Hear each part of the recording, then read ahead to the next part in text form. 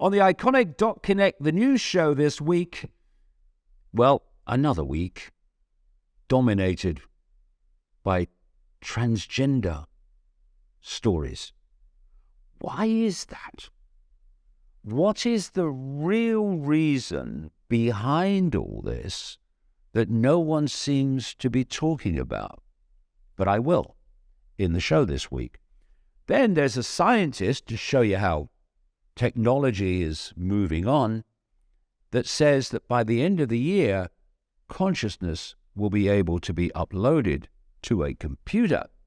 And don't touch the king's lifeguard, says man in fancy dress, protecting the king, who wasn't there, in the middle of the pavement, among the tourists.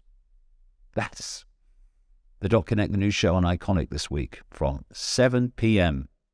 every Friday, and you can take out a free 7-day trial whenever you like.